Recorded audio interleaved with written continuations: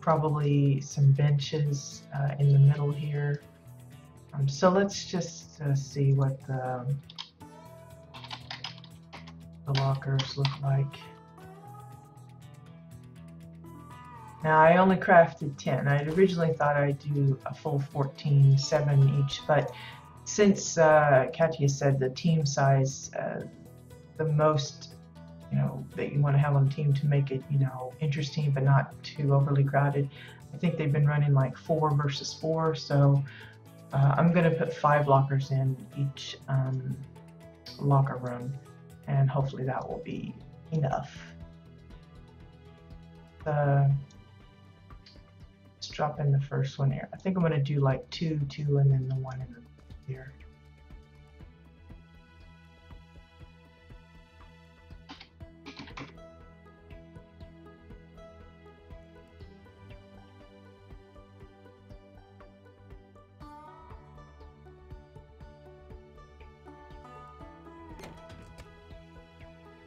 We'll see if that looks decent enough, and then we'll go from there. If it doesn't look right, then we'll just no biggie.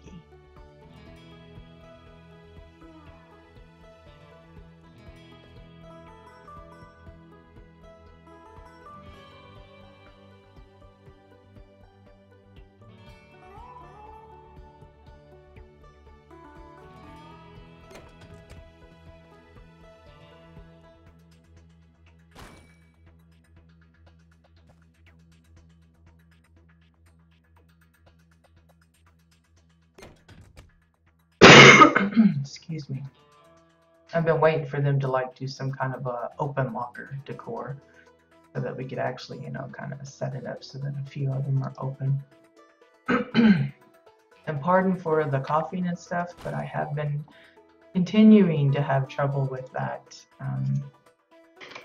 I'm one of those that once I get a cough, I kind of hang on to it for like months. Not the most enjoyable thing, but it's just one of the things about me that happens. Definitely not fun at all though, because I need to push that down a little more. Maybe with this one. I just have that thing where it just wants to hang on and on and on, and it's very irritating. I'm sure it's no picnic for those around me, but I just can't help it. I'll take tons of cough syrup and I use the lozenges and I gargle with salt water, and there's nothing that the doc can do because there's it's one of those things, it's either viral or whatever, and she says, well, there's nothing, and they don't want to give you antibiotics every time you turn around. So okay, so let's see, guess we'll put down a couple of benches. Let's see what kind of benches we have.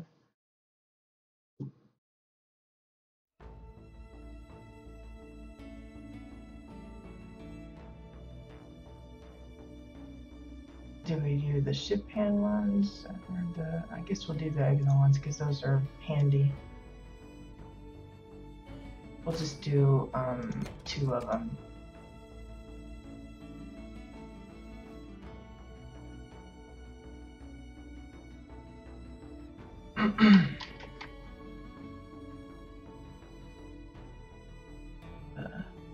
Scale that down just a little bit.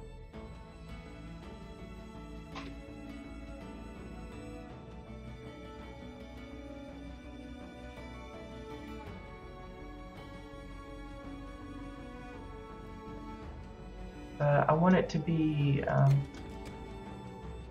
big enough for folks to sit on, but I still want space around so they can walk through there.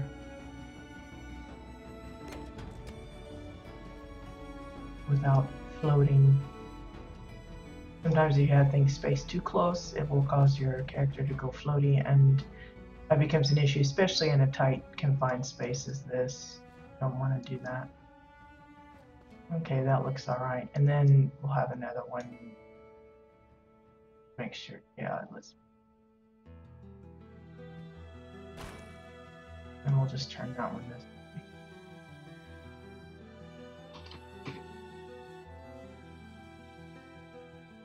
Now, just a heads up for my viewers, tomorrow I will probably be streaming later in the day than normal because I'm expecting a visitor in the morning, so I will be holding off on streaming until after they have come and done their thing and gone. Yeah, they're going around the neighborhood checking, so I have to be available to let the meter reader pick our stuff. Anywho, let's see, there's that, and then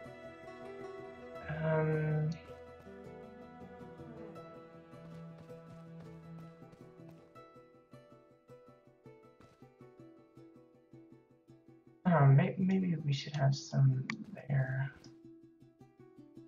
I don't know what kind of stuff we could use for like the shower.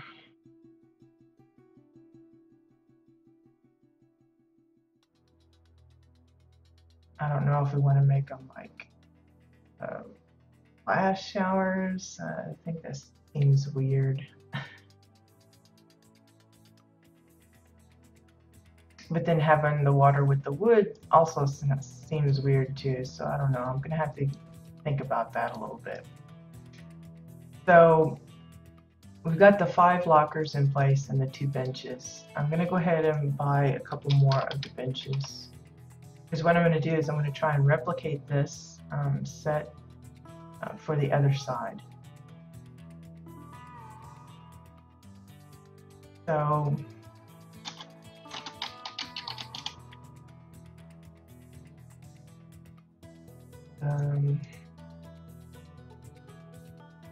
clear this one, and we're going to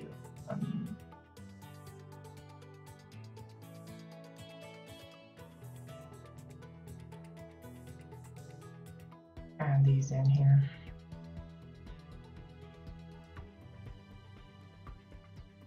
Well, let's do it this way. We're going to make this one the parent, so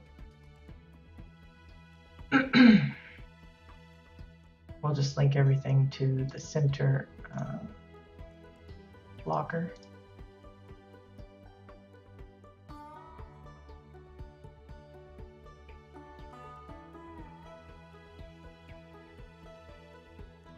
And this is a good example. Hi, Maddie. Welcome to the stream. This is a good example of someone was asking me or asking the forums the other day if we've used both of the add-ons, the one from Lament and the one from Katia, and which one we prefer. This is a good example of what I was talking about in my response to that there are certain situations where one is not necessarily more suitable, but it's a little bit easier to deal with in certain situations, because Lament's add-on has a feature where you can select an item that you want to be the parent, and then it does a radius kind of thing around that, and then you can include whatever is in that radius. Well, I don't want all of these wall pieces and floors and the ceiling stuff included in that. And as far as I know, the radius, it doesn't take into account, you know, height, distance, or depth or anything. It's just within that radius. Anything that's in that little circle will be included.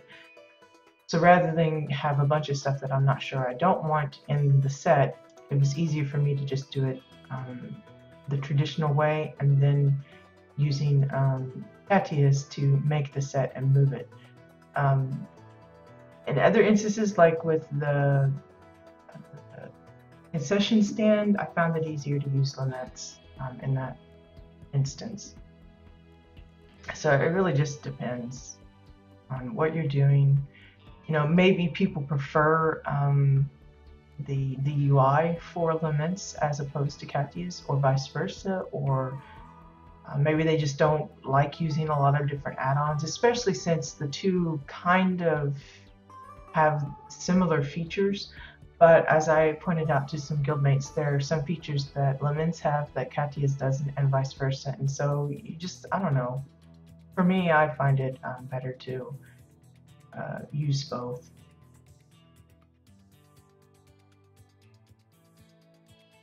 Oh, well, thanks for the heads up, Maddie. I appreciate that. I've got some other, it's not just certain people that I've been putting feelers out as far as that housing spotlight thing that I've been doing for WildStar for.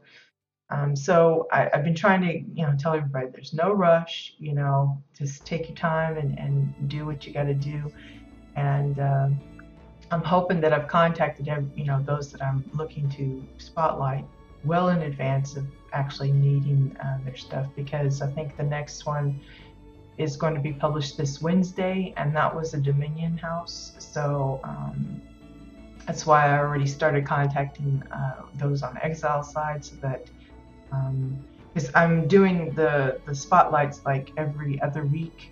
So it's like it gives me 2 weeks to get the next one going in, and so on and so forth. And so if one gets theirs done before another person that I contacted, then I'll take theirs as the next one, and then the others will be subsequent. So hopefully folks don't get too impatient, because it could string out for especially if I get a lot of like backlog of people that I want to spotlight. It could be, a month or two before they actually see theirs pop up. But yeah, I appreciate that. I'm anxious to see what kind of changes you do, because I know that when I went there, I guess it was the other day, everything looked good. It's just the back part. You could see kind of where things were sticking out that you probably didn't want to have sticking out. And that's just because there was that extra space out there. But other than that, it still looked fantastic. So. And hey, Bones, good morning. Thanks for joining.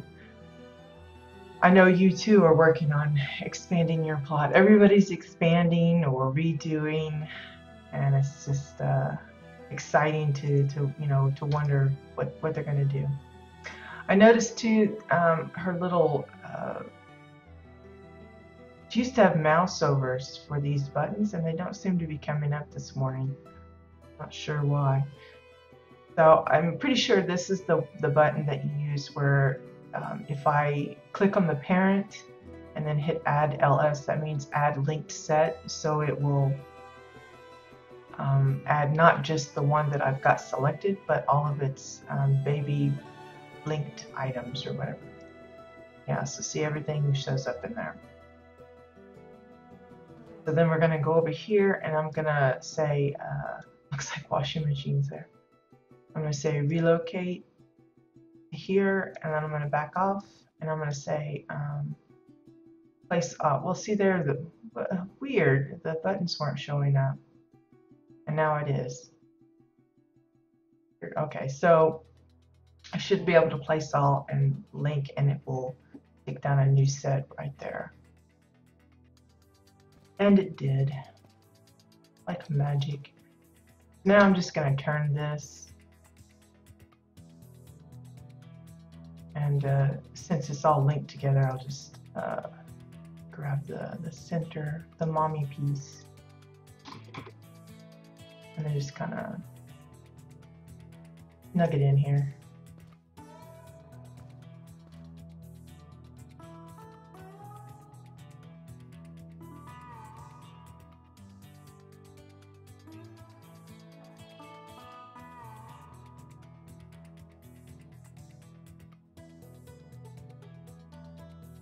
That looks alright too. So now we've got like a mirror image there, more or less.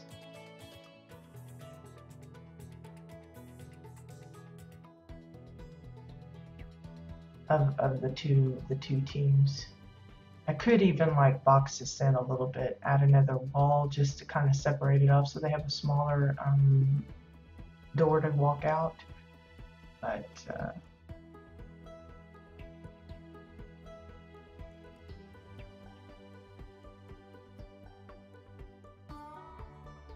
Yeah, that's the whole idea behind those spotlights.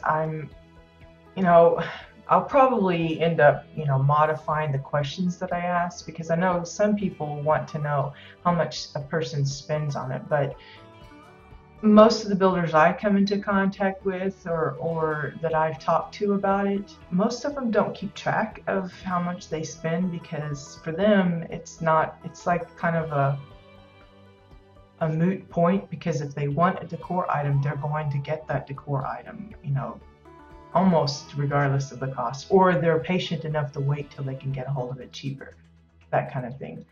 Um, but I tried to, ask questions that I think would be the most helpful to new builders and stuff.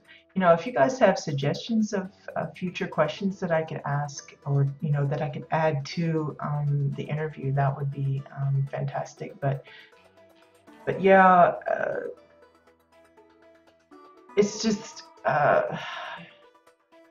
aside from getting them to do like I do and show how I build while I'm doing it, the next best thing is to ask them, okay, what was your process? And I think a lot of people, especially new builders, and that's who I'm aiming this towards for the most part, um, they would find it interesting to see, okay, did they do a lot of planning before? How long did it take? 'Cause I think some people think that we just kind of spit this stuff out over, a couple of days, and really it's not. It's like a long-term thing. Some just take months and months to work on their stuff.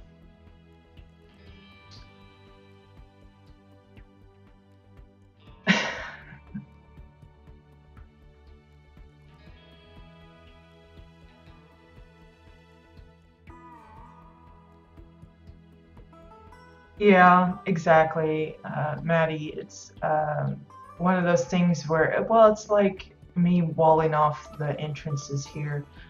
Oops, hitting the wrong button. Trying to jump with my Alt button there. There's certain ways that you can kind of get around boxing people in to make them go certain ways, but it's like on the plot that I'm doing for my Shades Eve guild event. There are a few places that I just know someone's going to do some kind of weird jumping thing and will get over the wall, even though I don't really want them to get over the wall. So I made them bigger in an effort to try and curb that because people are curious. If they can find, it's like those builds, like the caves, and sometimes you'll get these little nooks and crannies that maybe you didn't actually intend to be there, but they're there. People will go down in them, and that's how I've done that, get stuck, and but yeah, I just don't. Yeah, exactly. I don't pay attention to the cost of stuff. It's like, well, if I run out of money, then I just go and make up some more and until I can afford what I'm trying to grab. But I hear a lot of people ask that, want to know how much it costs. It's like, well, I don't know. I don't. I'm sure I've spent, over, the last year. I'm sure I've invested, several plat into it. I would probably cry if I actually knew how much I spent.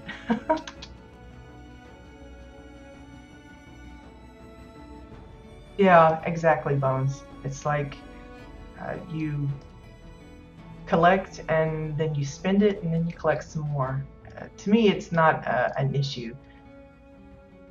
As well, I'm one of those that I'm patient. If, like with the massive umbrella trees that everybody was going nuts about,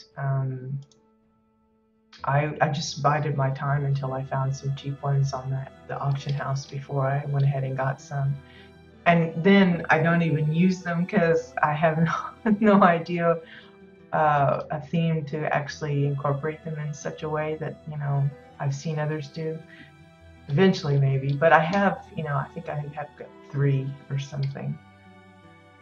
But now they're like, the prices are outrageous again. I think the last one I saw was like 10 plat or something. It's like, I wouldn't spend that. Of course, I was hearing a discussion about, what's considered a good amount of plat. And it's like, some of them were saying 500. I was like, wow, I don't have anything close to that. It's like, How do people come up with that much money that fast? I know there's supposedly ways to do it, but I don't know. I got my mind in other things, so I don't do a lot of grinding or anything. Okay, I'm just gonna grab a bunch of these.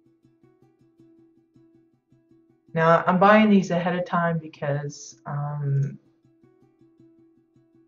when we were here last time, I was having trouble with the clone tool actually buying off of the vendor when it should, but it hasn't been working for me. So yeah, exactly, Bones. It's like, well, I've seen it as high as 17 actually, but there's a kind of a give and take on that because you'll see that it's for sale for that, but the question is actually anyone buying it at that price?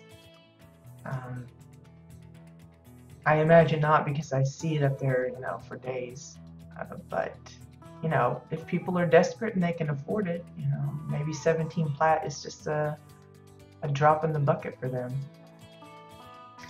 Okay, so I'm just gonna clone these, and the reason I'm cloning this first one is because this one's at a different angle than this one. So now yesterday I tried this and I was having some weird trouble, so I'm gonna see if it works today. And what we want to do is want to copy this one to the first slot, and then we're going to copy this one to the second.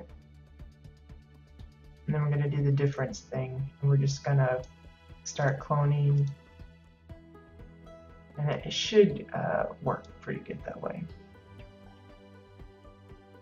Well, I've had a good amount past that. In fact, mine's actually slowly going up further than what I had before, but again, mine, folks see or hear how much I have and they're like, well, how did you get that much? And mine is just an accumulation.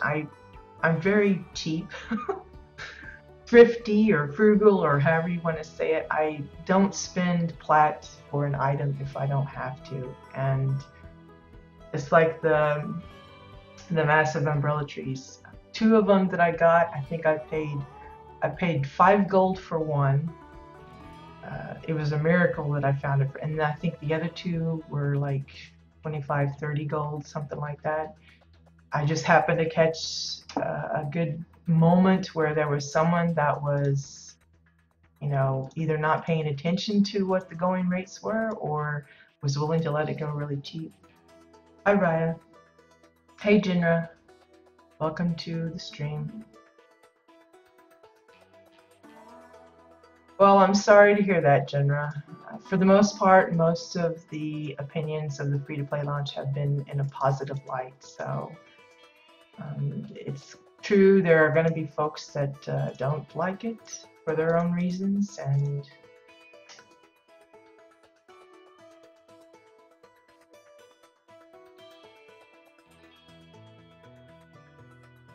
yeah, that's true, Maddie.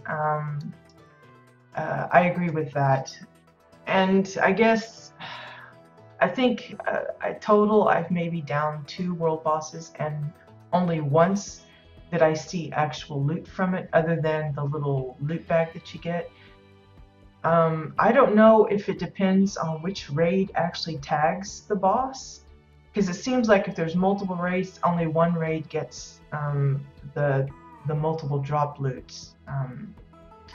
That's my suspicion anyway. But you do get an actual individual boss bag, and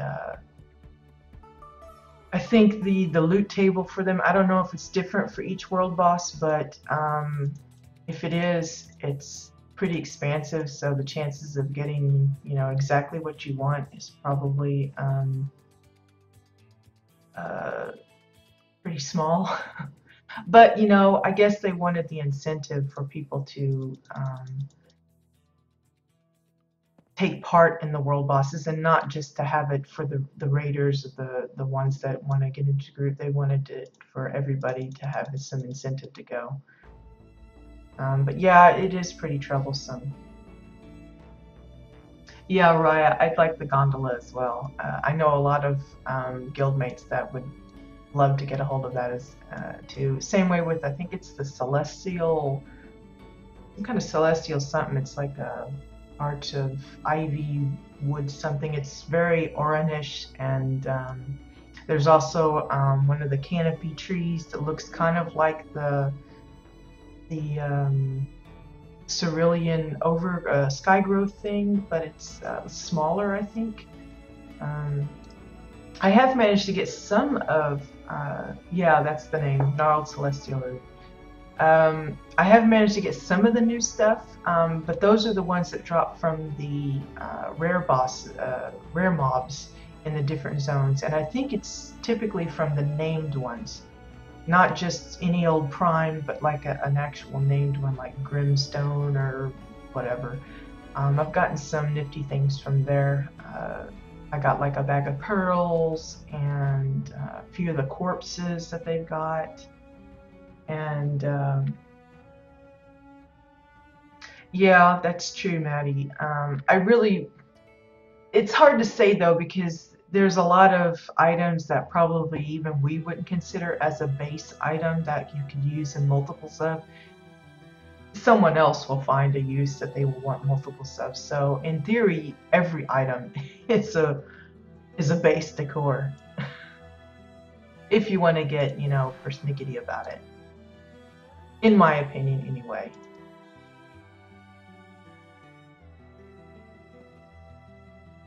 I mean, most people wouldn't consider these benches as a base decor, but here I've used multiples of them.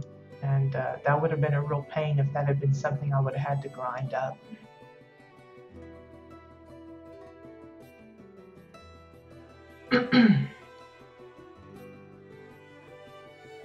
Okay, let's copy that one to the front and this one to the second one. And then we'll do a clone. I just, every now and then I'll change the copy so I don't have to watch it so far. 25 plat for that. Wow. I've been looking to see if it's even listed, Raya, and I hadn't seen it, so I guess it was at a time when I wasn't paying attention. But I check like several times a day just to see. I've bid on a few things that were cheap, but then I, quickly get outbid. So I've just kind of been biding my time because, like I wanted like the bag of pearls, but I finally got that myself from a drop. In fact, I got a couple of extras that I'm thinking of using as prizes in future guild event things.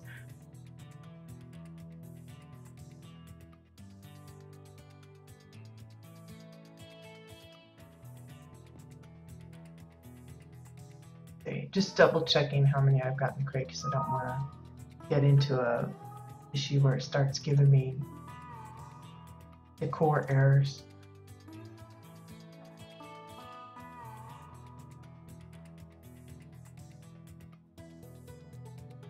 Now, in theory, I could just copy a full set of these and, place them elsewhere, and which I probably could do that here, but I'm just going to do it one by one. Sometimes it's more of a pain to do a full set kind of thing.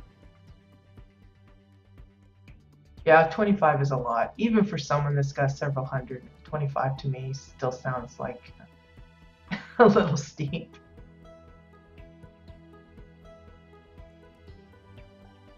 Heck, what am I saying? One plat sounds like too much for me. I would just wait. Okay, clone.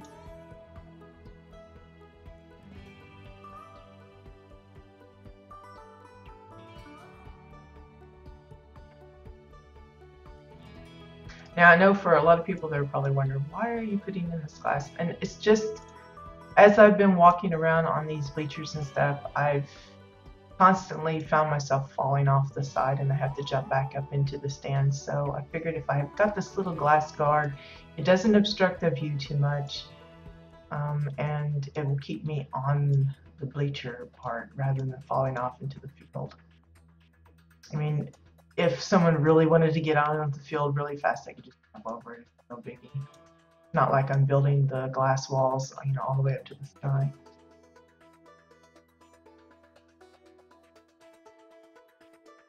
All right, Maddie, thanks for dropping by. Don't work too hard.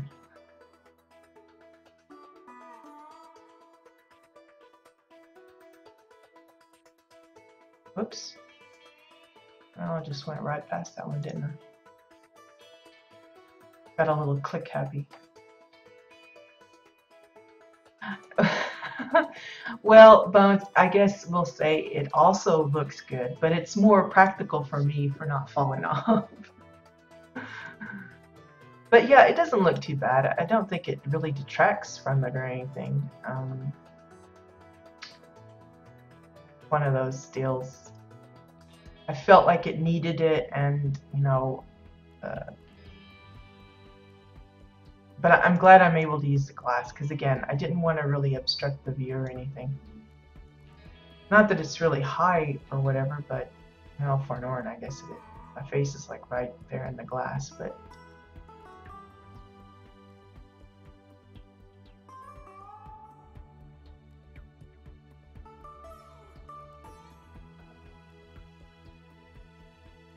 Now, today my personal goal is to try and come up with an idea for the CBDC challenge. It is a monthly challenge I give to my guild. CBDC just stands for Custom Built Decor Challenge. It's just something I do in my guild to try and get my guild mates kind of hyped about housing and letting them, or I should say encouraging them to think outside the box, to treat decor other than how you would normally treat them, A chair isn't just a chair, a bowl isn't just a bowl, that kind of thing. This month's theme is Halloween monster or creature. So it leaves it open, if they want to build a Dracula guy or a giant spider or something like that, they're free to do that. And I have, as yet, not even come up with a concept yet. So I really need to work on that because the deadline is, I think it's the 23rd of this month. So I really need to get on the ball on that and figure something out.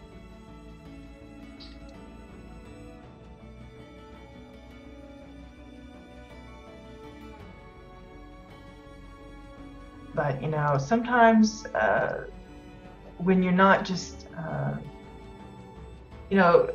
offer my help in brainstorming ideas for other people when it comes to them trying to figure out what to add to a plot or a theme that they already have going, or they're just completely blocked.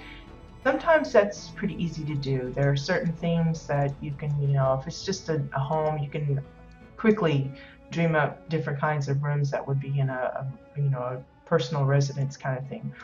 Or if it's like a space station, you could probably come up with several things like that. But when it comes to actual specific types of things like the CBDC challenge, sometimes it gets a little tough to try and come up with stuff, especially when you've got to think about, okay, what kind of decor do I have on hand that I can make? Making a human figure or like the bust that I did of my guild leader, he's an Orin, trying to fashion something that looks like an Orin person, that was really difficult to do. It took a lot of time. Probably wasn't the best, but so then to think, okay, well, if I do a Dracula, do I have something that I can fashion for the cape, or to make it look like they've got fangs, or the right colors? You're going to want a lot of black and maybe a little bit of red and maybe even some white in there. It's pretty tough to do, to kind of come up with things that, because if it's going to be a person, and not just like a painting of a person or a poster on a wall or something, you have to have it to be able to walk around it all the way, three-dimensional. And so you're limited on what items you can use because, yeah, you might have this cool thing that looks like a fang, but it's got like this big rod sticking out behind, and you can't hide that in that kind of a setup. So I don't know. I figure a lot of them will go for creatures like the spiders and the snakes and things like that. Yeah, that could be an option. It's just if you're only using one of them as the fang, where are you going to hide the rest of it? That's the tricky part. Although I don't know, maybe I know there's a falcon fence post, but it's not just the post. There's like little ropes sticking out, so that's kind of awkward. It's again, it's tricky sometimes on what you use.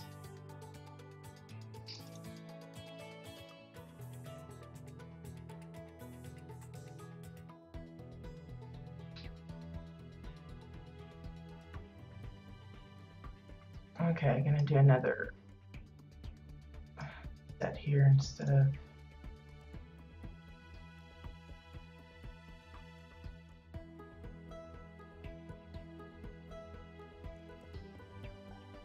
Starting to come down to the last few. I'm gonna test it again just to see if it was just something quirky from the other day or if it's something that it's not letting me do right now.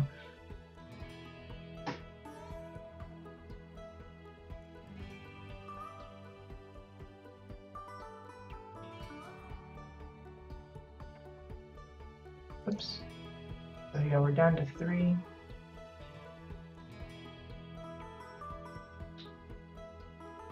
Well, I'll tell you, Bones, I did try, and when we did the aquatic animal or plant theme, I tried to make, I don't know if you know what it was, I think it's called the anglerfish, I think is what it was. There's like, it's that big ugly fish. It almost looks kind of bony. It's got that little bulby thing dangling off of his head, and it like just kind of sits there with its mouth open. And then when the fish is coming to that little light thing, it like sucks them in and eats them. I had actually tried to make one of those using, I'm pretty sure it was the falcon fins for the teeth, and it looked awful. So I probably won't try that again. But yeah, it's an option. I'm sure someone will figure out a good way to make some scary teeth and stuff like that. It's just like there was the I think it's the lop, like a lop vase or something that's got like the bandages around it, and I thought, well, I wonder if I could, make kind of like a mummy out of that, but then it's got the handles that you have to kind of hide, and I was like, it's not gonna work. I just can't find an item that lends itself well to building a 3D person or creature that I figure we'll probably see a lot of like robotic looking creatures like spiders. I know I've seen a few of those, and I did a cobra once, but there was a lot of weird stuff sticking out of it. But I managed to hide some of it because it was up against a wall, sort of. So yeah, it's just kind of tricky. It's like, I've seen well, you can't see, but over here I see it's giving me a housing error, invalid decor, and I think that's because I'm out of items. Yeah. So this one, I don't think this one exists because it's not letting me click it anymore. So what we'll do is we'll buy another batch.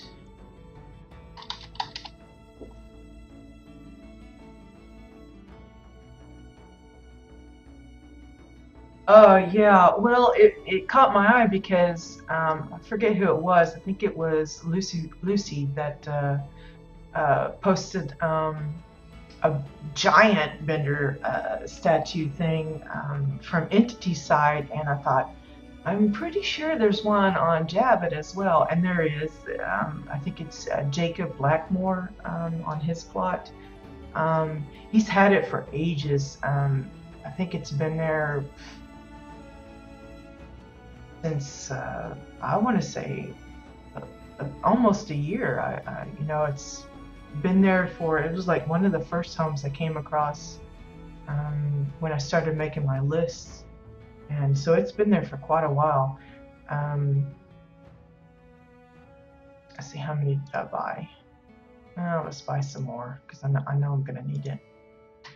But yeah, when I saw the big one, I said I gotta show that Jabbit's also Futurama fans because, but his is a little smaller, and his is kind of like it's situated in a little town, and it's kind of like the center statue piece of the town. But you can see they had the general same idea, but you can see the one used a different piece for the mouth, and the other one had different things for the eyes, and yeah, that was fun. See, even if you built the same, that was one of the things one of my guildies was worried about. Well, what if I build an item and then someone else builds it? I said, don't worry about that, because even if you have 3 or 4 people building the same item, they're going to do it differently. They're going to figure out different ways to create it. Now, it might be similar pieces even, but it's still going to look, it's going to be unique to them. How they angle it, put it together and all that. So let's copy, and then I'm gonna copy that one, and then we'll do a clone, and there we go. Back in the game.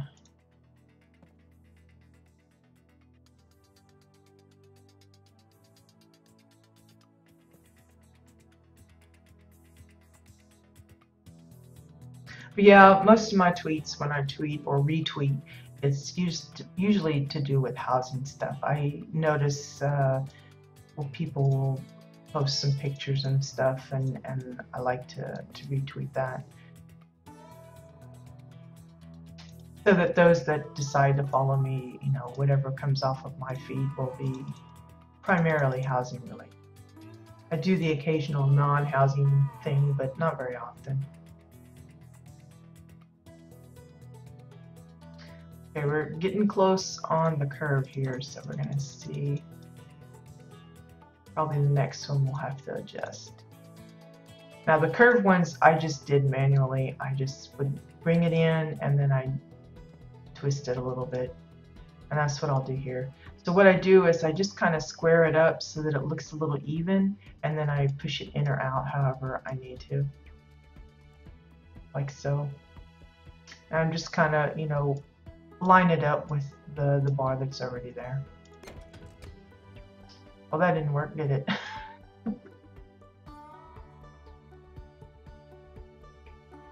Well, I know a lot of people that has that Tumblr thing, and I just haven't gotten into it. I guess it's like kind of like a blog thing. Is that what it is, or I think it's more than just pictures. It's, you can put like a little blurb with it. But I have so many sites and things that I work on or whatever. I don't need another one. But I know a lot of my guildmates that use Tumblr, especially for the role-playing ones. They like to put like little diary entries or personal, something that happens in their little storyline, some event that they want to capture on there. Record or whatever. So I'm just going to duplicate these straight up until we get to the end here. So again, I'm just kind of turning it a little bit to kind of get it, looks like where it's sort of straight, and then sliding it in there, and then I'll adjust the distance as well. I don't want it too blinky there either.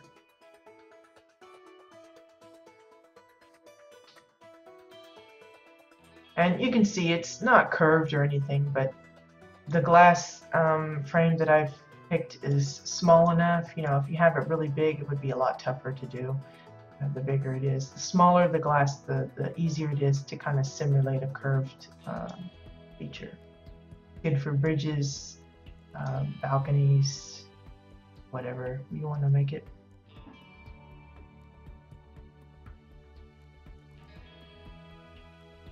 Well, see, I'm not very much of a Twitter user. I do the occasional tweet, like when I'm streaming and stuff, and then I'm not tweeting myself, I'm just retweeting a bunch of people about their housing stuff, because I don't know.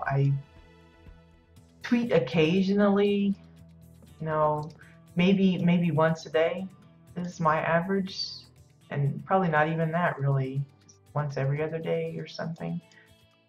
I think for a while I was tweeting at least once a day, an original tweet myself, and then the rest of it was all retweet. But I don't know. I guess I don't have a whole lot to say. Sometimes I just send out reminders that I'm going to be streaming on that day, or for folks that might have missed one, I say, hey, here's a link to the video or something like that. But that's about it. My mom-in-law, we've been trying to convince her to get internet access. She's all the time asking us to look up things, recipes, or she'll get like a little coupon thing that she wants to verify and all this other stuff. She's all the time asking us, and we say, you should, get internet for yourself. It'd be great. You can send emails to, family members that you want to keep in contact with, and rather than having to call all the time and doing it that way, and it'd be cheaper and faster, and you can do it, a little bit more regularly than you do now. But she's scared to death of it because of Twitter and Facebook. And we were like, what are you scared of? And she goes, well, they just talk about, what they had to eat for breakfast and things like,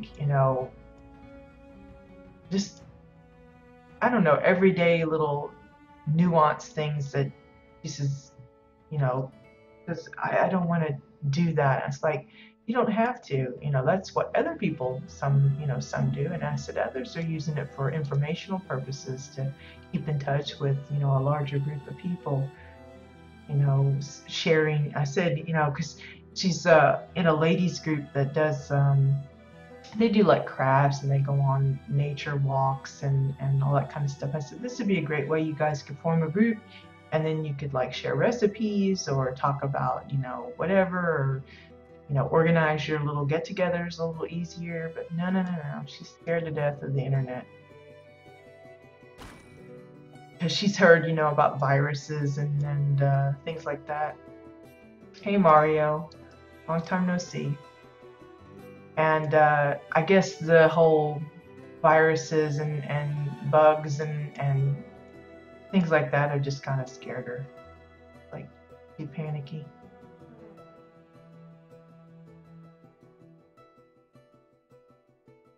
I think that one needs to turn a little bit more.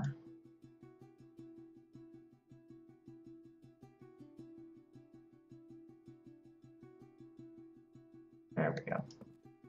So I'm just going to bring it up to the edge here, and we'll figure out something else for this part. Like I said, I've messaged Katya to try and find out what her plans were, so I can kind of maybe get an idea of the space that she was thinking of for it, and then I can kind of either do something along the same lines or better come up with something. I'm thinking more like probably maybe some VIP seating and a commentator booth, that kind of thing.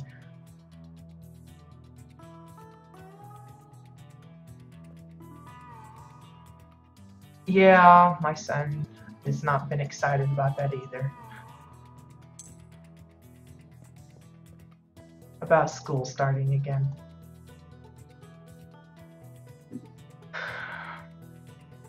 But he was pretty delighted because apparently they changed the rules. Before, if you went to the school and you lived within a certain radius, you weren't allowed to go home, during lunch break. But they've changed it, so now he's got a pass to come home for lunch. So he's all excited about that. It's like, what are you excited about? There's like nothing here at the house. But I think he's hoping that I will make some stuff, some special stuff. He's even talked about bringing a friend over and everything. So I guess Mom will have to come to the rescue and make some nifty stuff.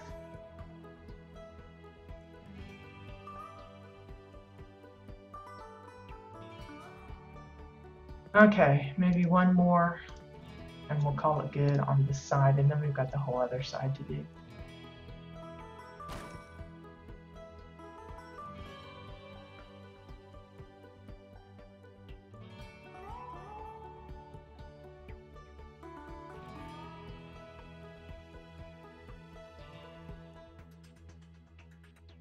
One thing I've been surprised, it's not like I advertise all the time, but when I do advertise that the field is open and everything, really have absolutely no response from those in the zone chat. And it's like the other night, the chat was just rolling with people talking about all kinds of things.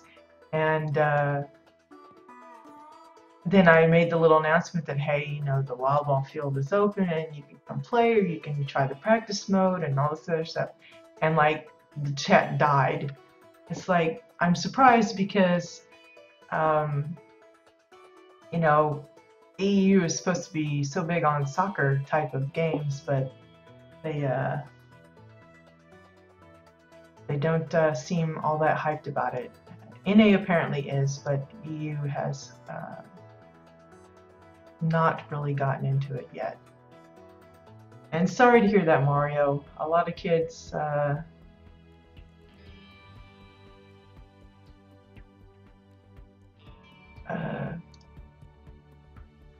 don't enjoy school. I wasn't one of those. I loved school, so I really can't relate. But it's like my son, he's not much of a reader. He prefers, you know, the typical, see the movie version of it. I was like, but the book is so much better because you can use your own imagination and just, I don't know, it's a better medium kind of thing. We spend days reading, you know, a series of books that I've read already and still thoroughly enjoy it. But he's the same way about school. He's like, well, when am I ever going to need this? Or, you know, why can't I do that? Or why do I have to take this subject? And it's like, well, it's just part of it. Everybody does it. Gotta do it just like everyone else. Tell them, you know, do your best, do well, pass, then you won't have to do it again.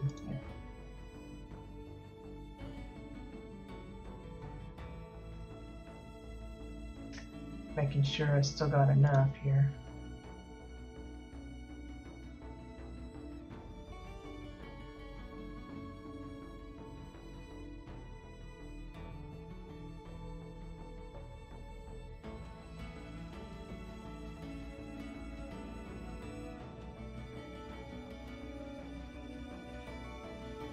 Oops, got click happy again.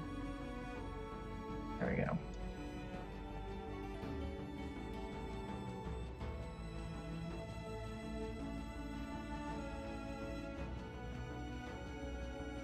Again, I'm doing this individually, but you could, in theory, just grab a section of these, save them as a set, and then just copy them and move them in here. But I don't know. I don't mind doing it individually.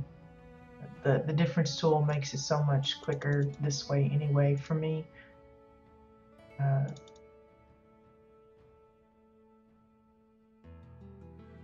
It just really depends on your building habits. You know, if you prefer it to do it through a set, that's, you know, your prerogative. Okay, it looks like I need to go ahead and buy some more, so I'm going to do that. But like I said, traditionally you shouldn't have to buy these ahead of time, but for whatever reason, Ketty's add-on isn't letting me, and same with Laments, neither one of them is letting me clone without having to buy first. I don't know if it's something that was changed in the latest patch or whatever that kind of messed that up or what.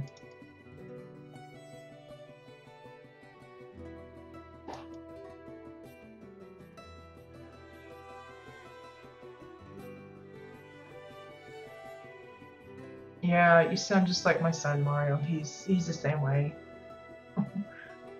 Why do I have to have homework? I don't know. That's just one of those things. personally, I never understood summer vacation because I think, when you have your break, um,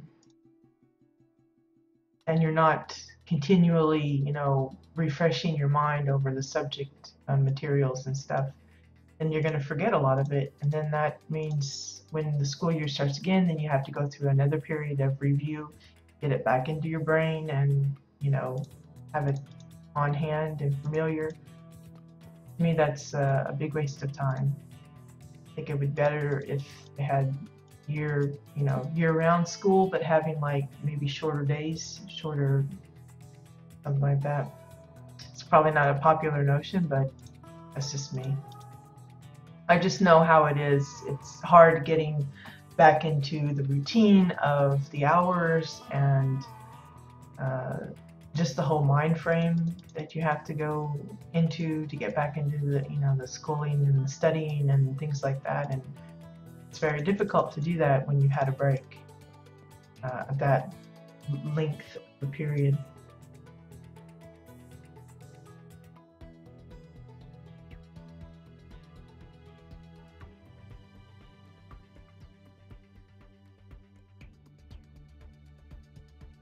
Oops.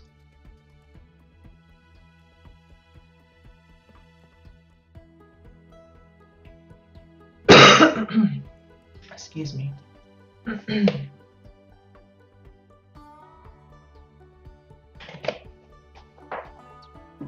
to get a glass, so I'm having to chuck it out of the bottle.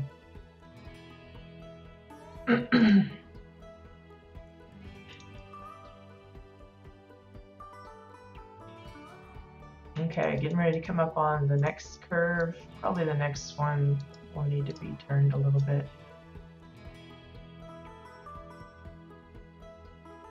Yep. Not by a whole lot though.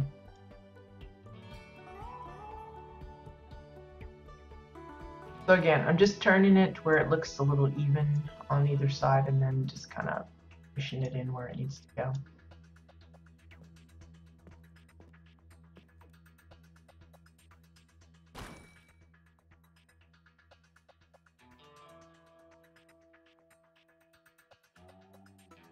I'm sure there's specific angles you could calculate it out if you really want to get technical with it, but for me, just eyeballing it.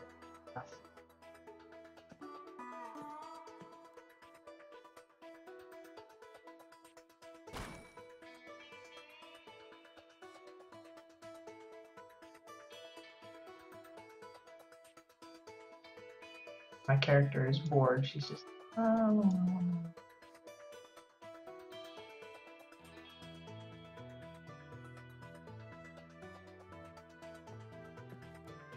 Really anxious for the Shades Eve stuff to kick in. We've got, I think it kicks in next Monday is the first day. If I remember the dates right, I think it starts on the 19th of this month, so that means next month. Like, can't wait because, it's only for 2 weeks that we get it, so if there's any decor that you want from that event, you're going to have to be sure and get it as quickly as possible because the way I understand it, once the event is gone, those items will no longer be available. So you'll have just that small window to kind of collect as much as you can. So that means any of those that are purchased through the event currency, you're going to want to make sure you do all your dailies and stuff in Shindig Hollow and everything. To make sure you get that all sorted, collected. I know I definitely want to get a hold of, excuse me, got the hiccups. Some of those carts. They have one with the effigies in it, and then there's an empty one as well. I'd like to get a hold of the empty one for sure.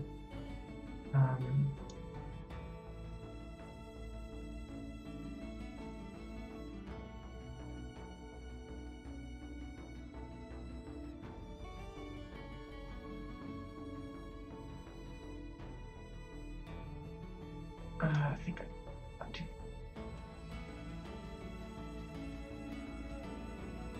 Let's see, and then there's the pumpkin decor, but I think the last that they said, the pumpkin decor is, at least the ones I'm thinking of, the candy buckets. Those come with a little weird icon above them. And the last I heard, the icon will stay even after the event, so it might not be the best item to get a bunch of if you're planning to use them just as pumpkins. Because, well, one, they've got the little weird faces on them, but just because the icon will be there. I was hoping that, you know, it would be inactive once the event stops, but according to one dev, that wouldn't be the case, that it would still be there. I don't know.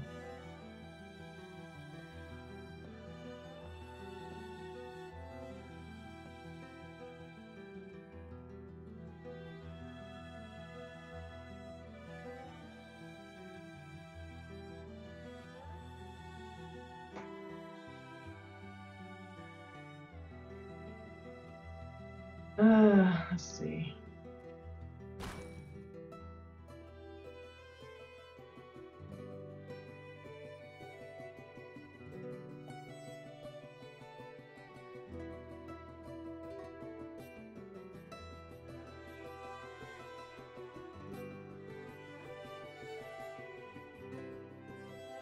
Yeah, that's Katya's. Actually, the one that I'm using at the moment is Laments.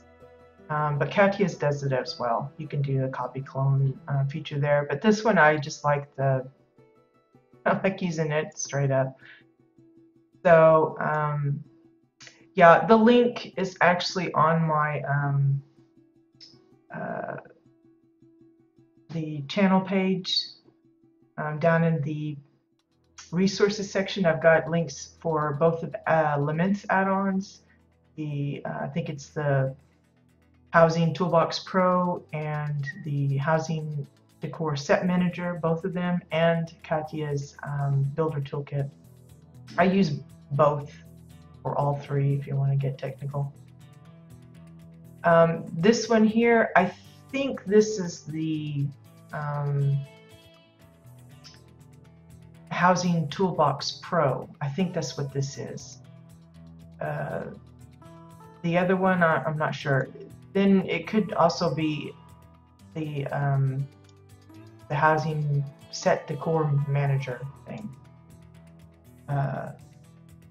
But Katya's is over here. You can tell that there's a bit of a difference.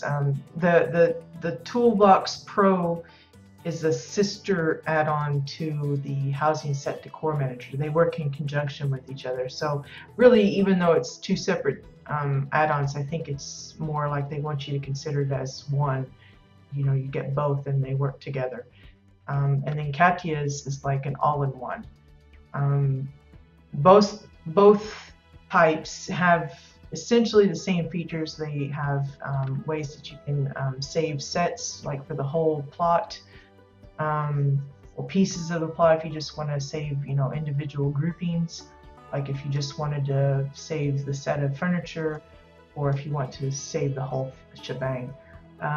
Both have that capability. Both have the copy cloning ability. They just work differently. Like Katya's, currently, if you want to save a set, you have to select each piece individually if you're just wanting to save a section. And then hers will also do the add all. Or if you want to, like, say you have half of this linked up together and you want to save that linked set, you can just do it that way as well, and it'll list it out. Hers even tells you how much. If you hit the print out everything, you can't see it here because I've got my chat covered up, but it'll tell you to cover everything not in your credit, you need X amount of money, X amount of renown, and that kind of thing. It kind of helps you itemize what you need to have on hand if you want to set it up. Whereas Laments version is like, say for instance I wanted to save this little section here, I could like pick one and then hit the I guess it's the link button, and you'll see this radius light up. Anything within that radius will automatically be linked to this sofa bench. I can increase the radius. Now I can make it bigger, or I can make it smaller. It's just depending on your needs. I think 10 is the default. That's the default size. So it makes it really easy to quickly, if you have like the let me give an example. The best example I got is the snack stand in the front. I have to go over here since I have this blocked off.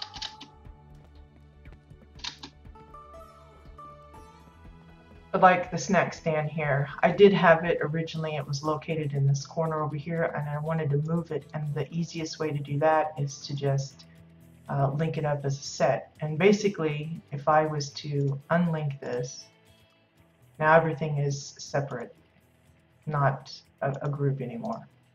But the easiest way to do it, Katya's will do it too, but it's a little bit more, you have to do it piece by piece.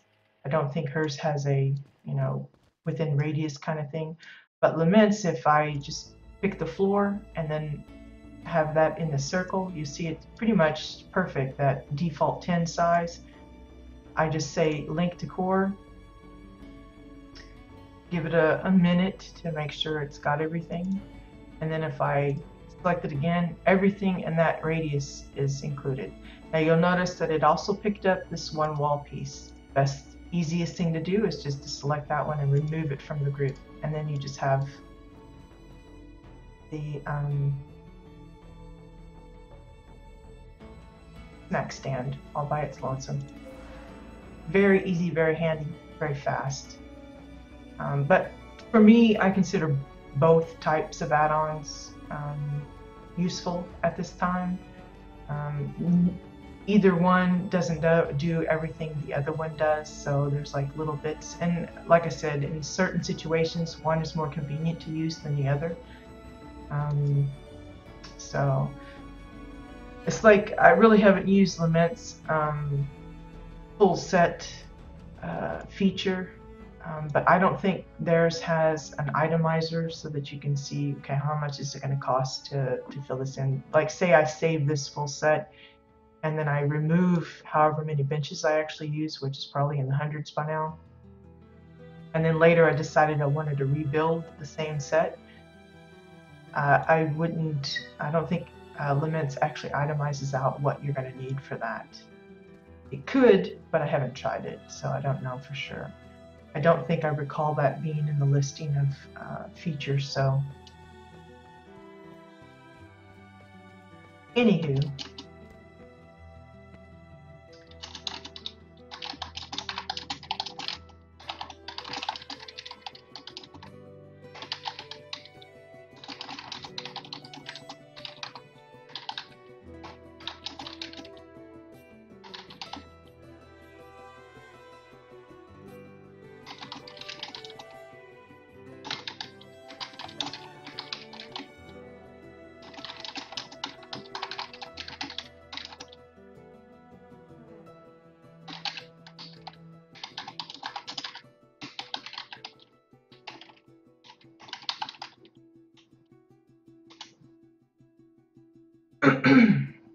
Anywho, I was just responding to, there's people in the chat looking for places to visit, just reminding them that there is a thread in the forum that will give them a starter list of places that they might find interesting. But yeah, I consider both add-ons to be a big plus. Almost like a must-have. If you are planning on doing any kind of regular housing,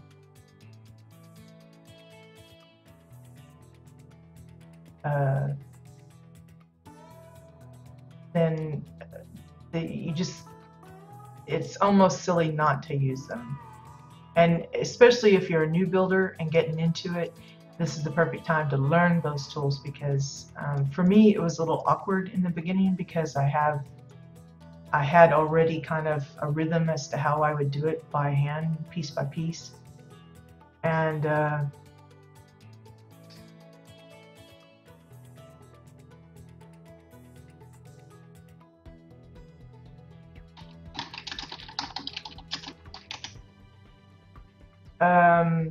but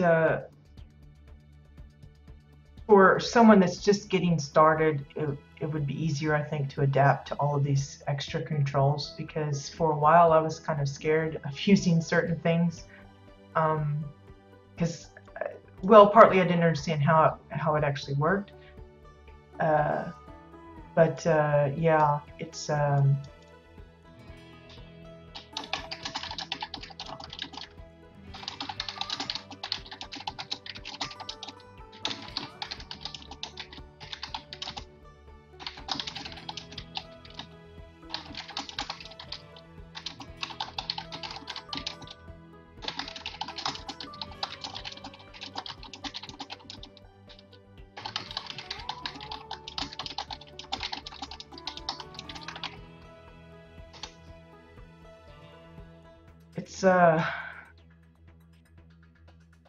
there's like I don't even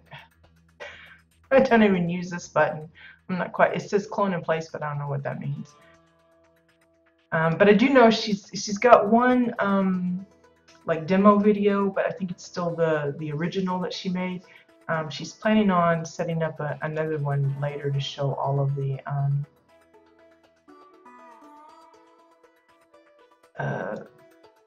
how all the features work, and just kind of give some examples.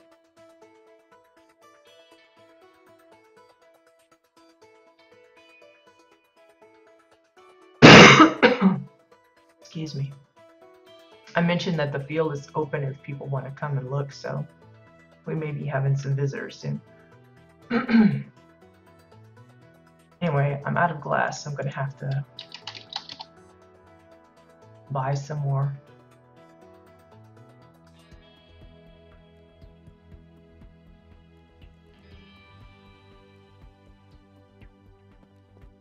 Let's see who's here.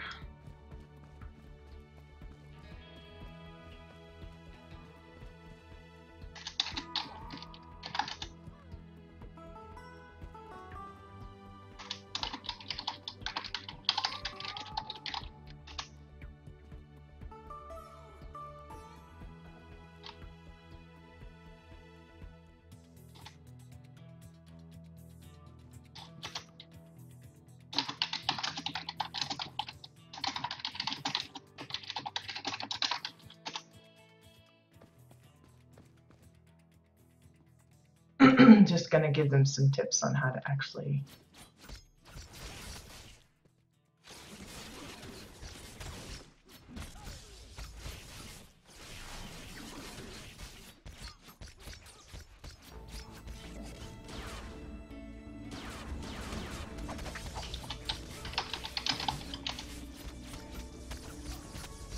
let's see. I think I have to invite them in.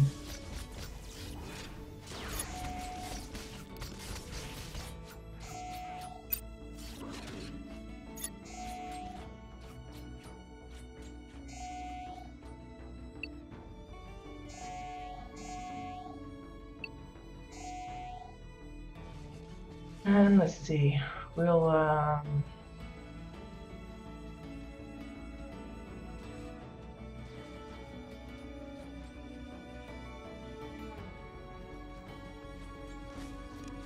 there we go. I'm just playing with the ball.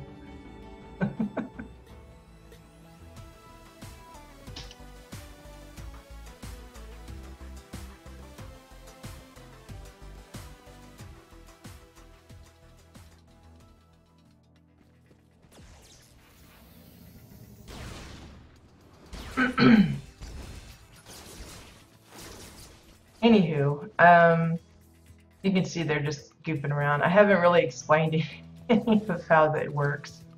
They're just fighting. Let me see if I can call up the list of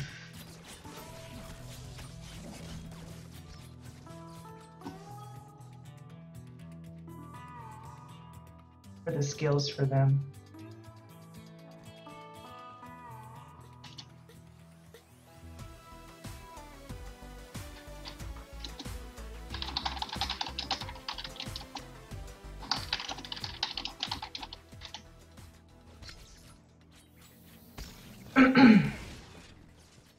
I don't know, it's a little tricky because there are certain skills each class has available to them that will affect the ball. Each class has 3 skills that they can use to mess with it.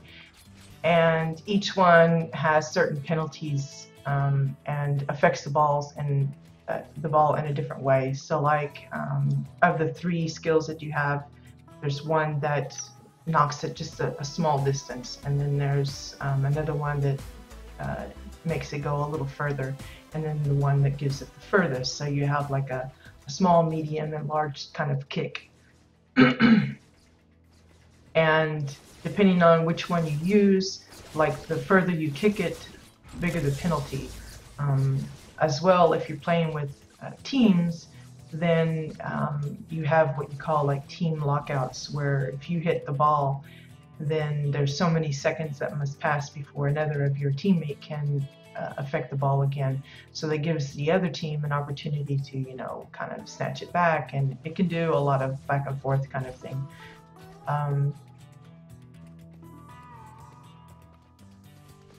But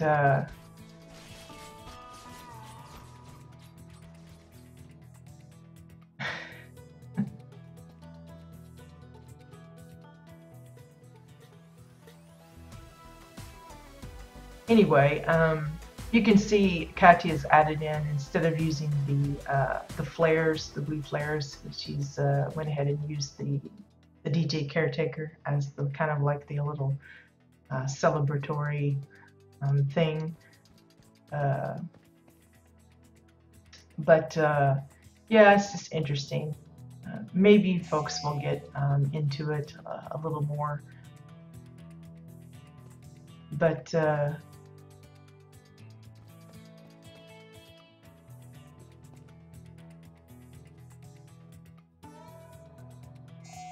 it's just going to take some time. I'm thinking of maybe setting up some kind of a little tournament or match or something for, I don't know how he sunk through the ground there. That was weird.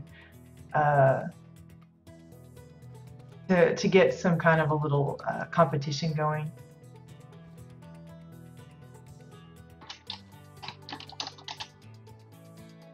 And maybe, I don't know how he's disappearing in the floor.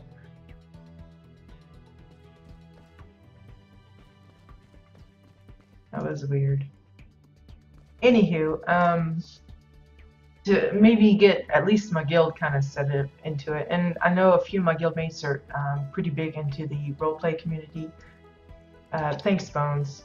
It's mostly to Katya's credit. She's the one that really set up the base, the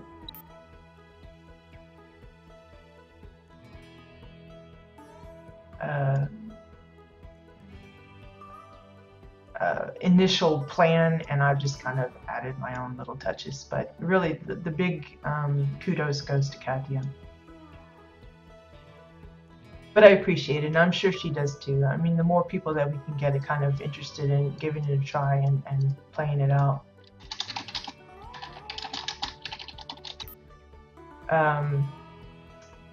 the better.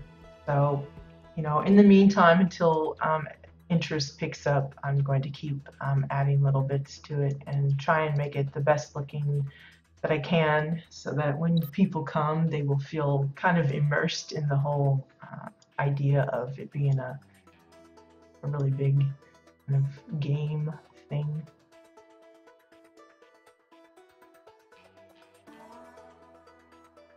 But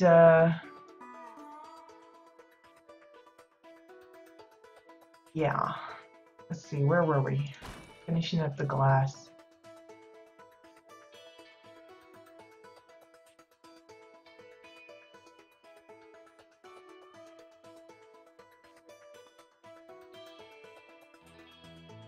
figure we'll probably finish up the glass and then I'll probably be calling it a day because I do have some actual real life stuff I need to take care of. But I wanted to at least get the glass finished because I started working on it the other day off the stream and kept getting sidetracked with other things.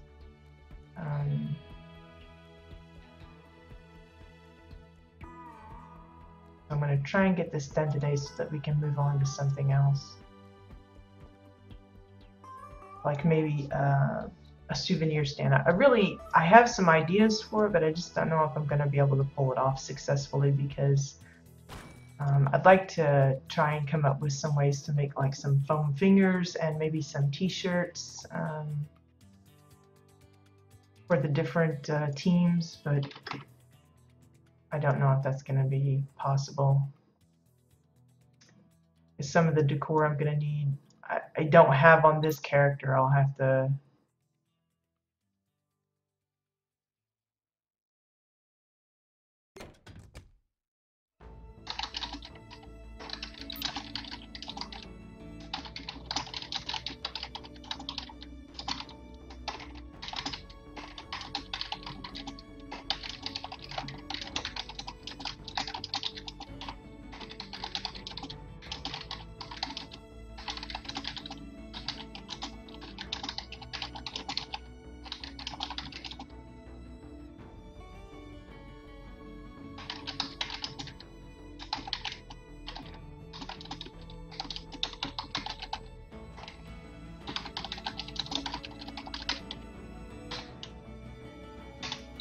sorry for the typing spam. One of the people that was on here playing the game was asking about it. So I'm just letting them know that anytime somebody, you know, either them and their friends or some guildmates or something want to come and play a match or try and arrange a time, because I do have to be present on the field for the add-on to work. Because it's Katya, she set up the Wildball add-on, and there's only a few of us that actually have it, so we have to be on the plot. And for Jabbit Exile side, I'm the only one currently that's available, so you have to arrange it with me to make sure that I'm, you know, able to be on the plot and can set up the teams and get the game going. But I'm happy to do that. It's just you know, getting people interested in giving it a try and doing it that way. That's why I think it might be helpful if I can get my guild to kind of get into it, then maybe stream a little bit of that, or at least record a video of it and kind of put that out there as, you know, this is, you know, what could go on. I don't know if Katya and them stream theirs. I haven't really heard if they do that or not, but I'm sure it would be interesting to watch.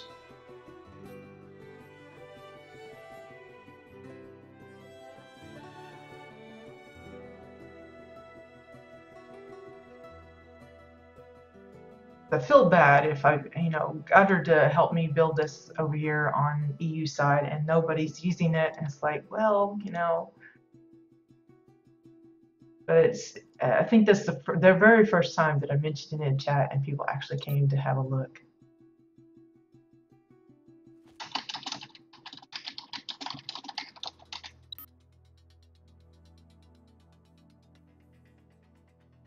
So maybe that's the start of something.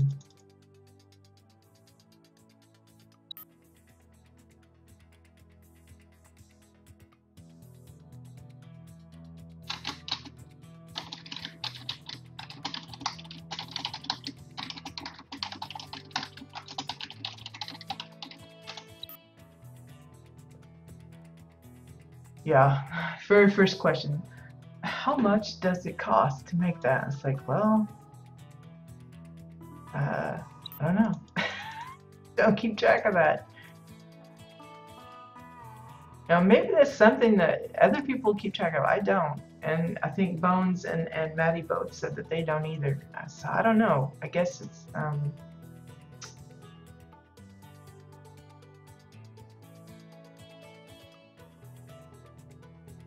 Oh, well, yeah. Yeah, I don't think you want to try that at work. We don't want to get you in trouble.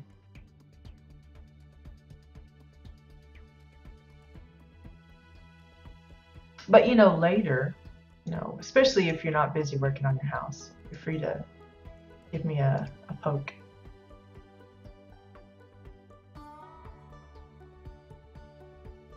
Oops. I'm always click happy. Uh-oh, what did I do there? I don't know what I did.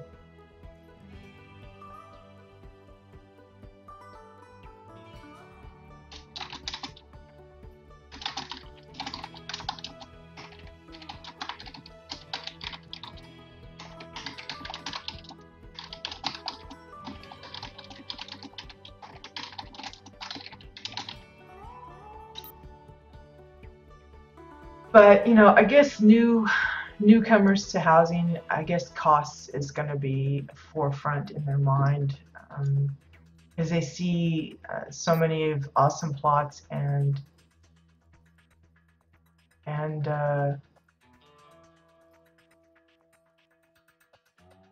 you just, I guess they want to know, can I afford that? And something I try to remind folks that are asking me stuff like that is I've been collecting my decor and collecting, the plat that I have available for spending on new decor for well over a year now. So it's one of those things.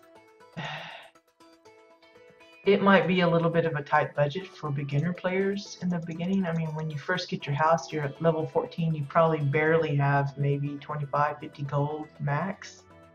If you've really saved every, copper that you've come across. So yeah, don't expect to build a full plot kind of thing at that point.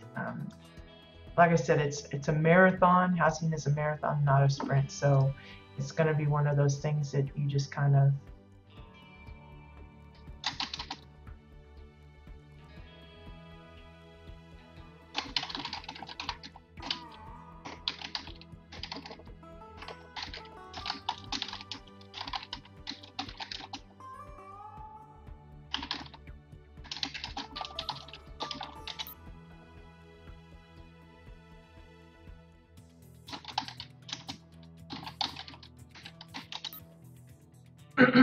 okay, so a little bit more glass.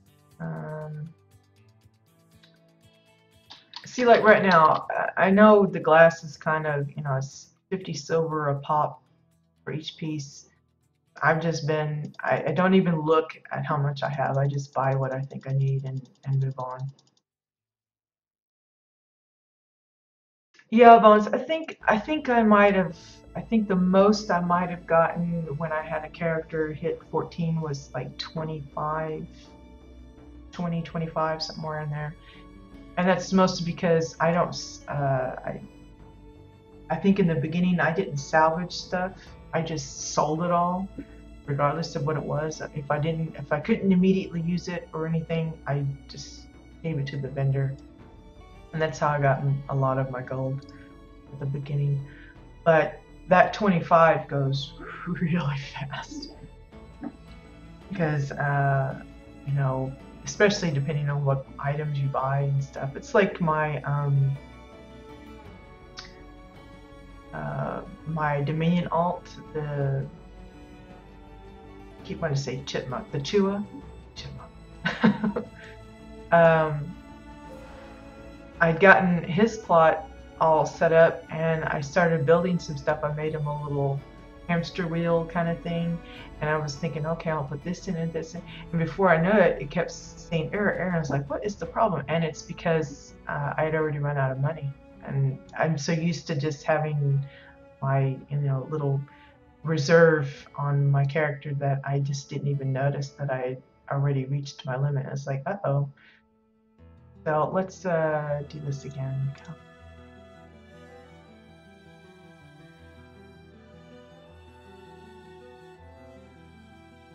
He's going around. I guess he had his. There's currently a bug right now where if someone comes in, if they had their edit mode already clicked on their home, they could come and it would look like it was affecting the person's plot here, but it's really not. But he's looking around and found some. Apparently, I've got some benches down below ground or something. Probably from when I was having problems cloning some stuff earlier and had it go kind of wonky.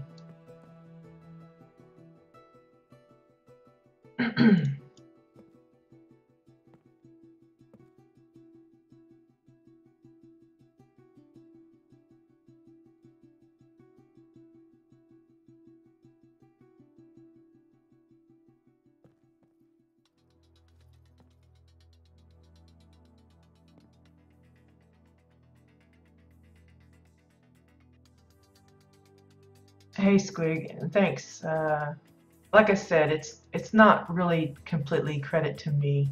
Katya sent over the set that she had built on Entity side. She had all of these bleachers with the hover park pieces and the field already set up. And I've just been adding in my own touches. I've added the lights and the bleachers and finished off the backing because most of this was all unfinished. Started setting up the locker rooms a little bit. I added a snack stand in the front. So a lot of those bits won't be on Entity side. They'll have their own version of it.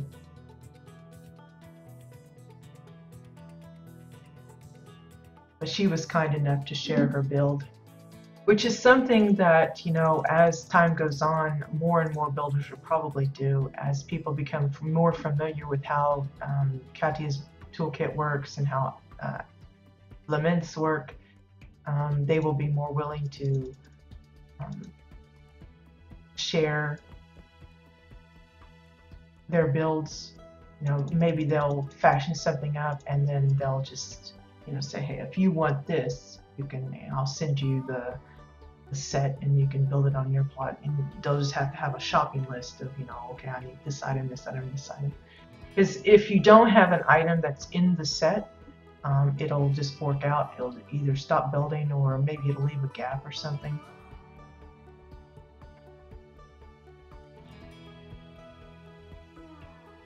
Oh, well, what's your theme? I'm really horrible at landscaping, so whenever I hear of somebody saying that they've done some nice landscaping, I like to go and take a look because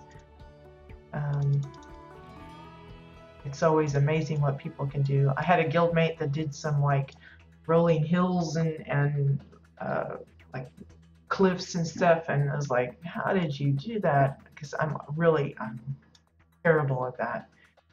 I'm better at little things or the detail and stuff. I'm not the best at it, but I enjoy that part. The landscaping, like trying to make a jungle scene or, you know, a pond or something, that's a little trickier for me.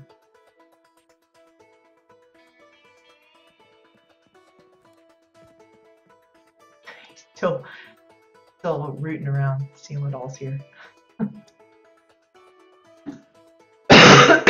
Excuse me.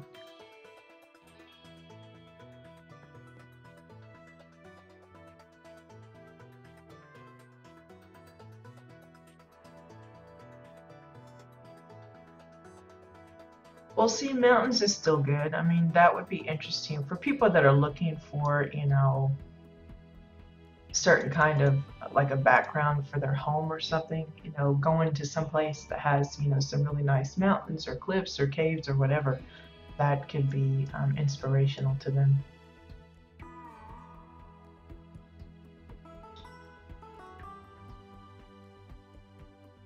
Yeah, Google's builder's friend, I think. A lot of us can, for images of things that we can kind of use as a ground base for our ideas. I've done that a lot.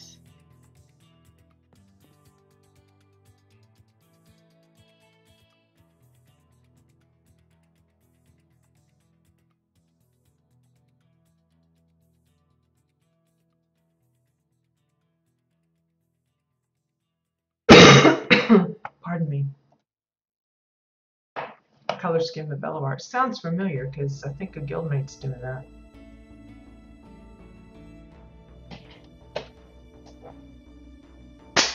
But I don't think he's doing mountains this time. He did mountain hills on a previous build using the massive umbrella trees that are so popular. But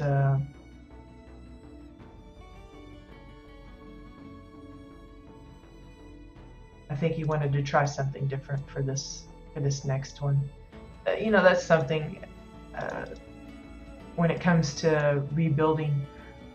A lot of people go, how can you just create everything? You spent so much time on it. It's like, well, unless you want to invest in setting up a ton of alts, really the best way to go is to refurbish your main spot, because that's the one that's going to have all the money. That's the one that's going to have all of the decor and access to the newer decor, because they're going to have access to those areas, those vendors, that kind of thing. And typically when someone does a new build on their main plot, it's always going to be a different theme, because they want to try new and different things. Whoops, I guess I ran out of things.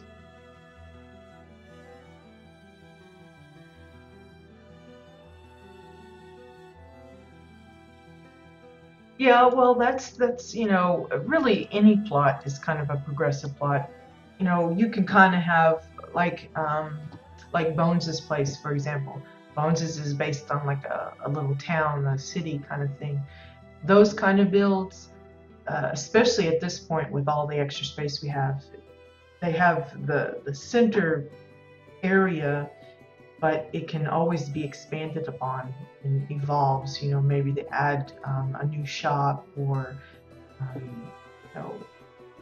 whatever it might be.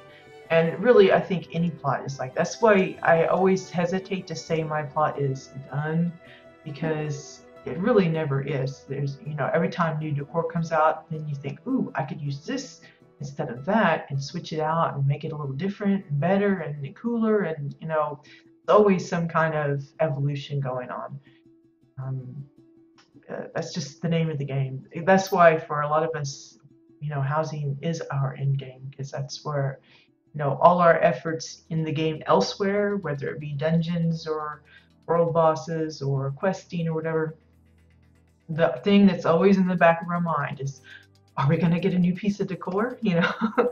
It's all our effort. If we're grinding for reputation, it's because we're wanting to unlock that piece of decor at the end of the road. So this is our end game.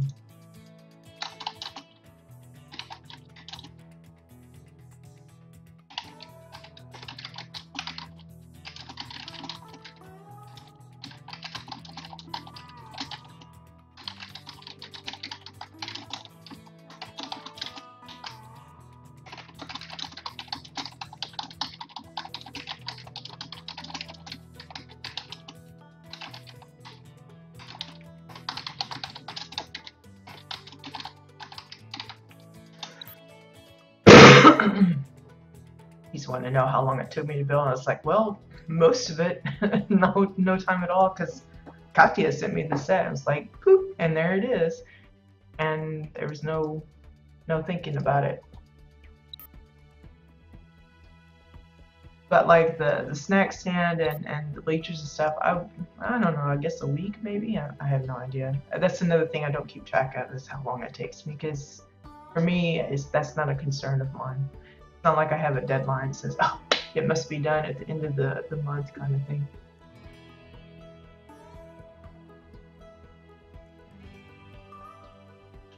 Well, that sounds like an interesting way of approaching it. To just let it go.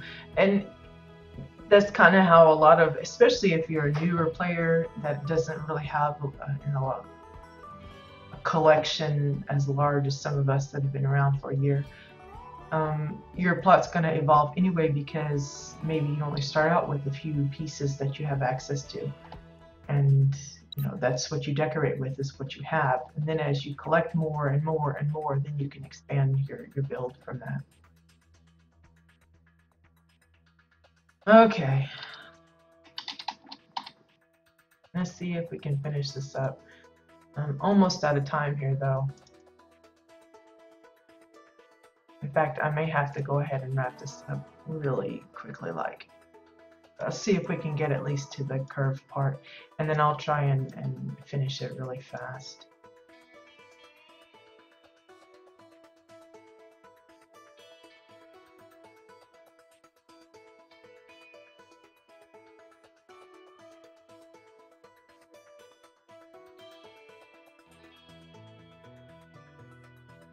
Yeah, it does, Bones. Being an architect is definitely a plus.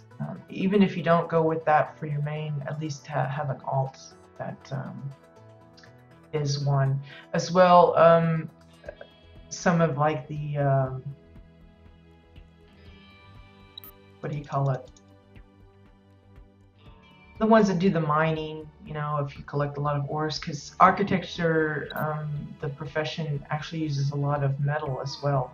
So, you want a survivalist and a miner somewhere in your repertoire, because that will prove very helpful when you're trying to come up with all the materials that you need for building.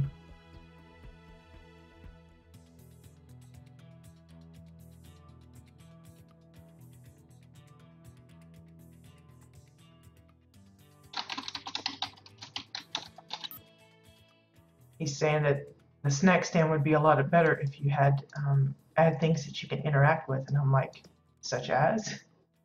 We don't really have too much interactive furniture, unfortunately. It's not like I can set in a little soda machine and it makes like a shh sound when you touch it or whatever, so I could probably add some seats out there, but I don't know. Again, I'm considering moving it even as we speak, so I don't know if I want to add too much to it until I'm sure of where it's going to stay.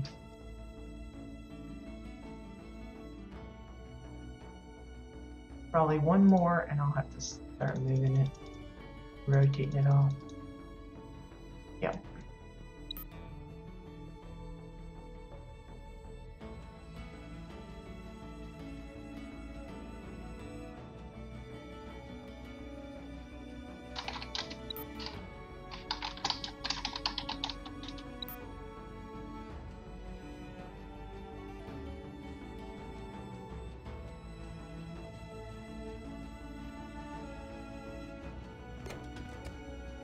So I asked him, such as, and he goes, those things that are like those settler machines that you can buy and sell with. So he's saying that my snack stand would be better if we had a vendor there. It's like, well, there really aren't any vendor decor.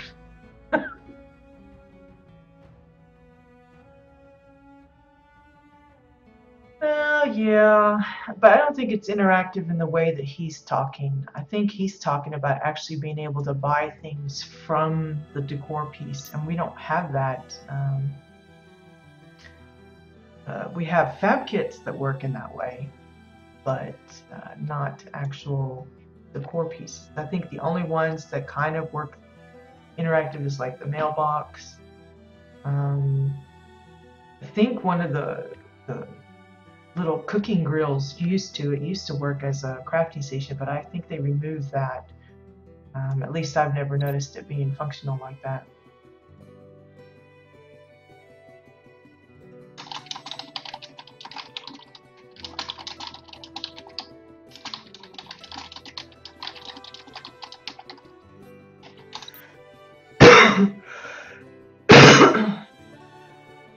Yeah, exactly, Squig.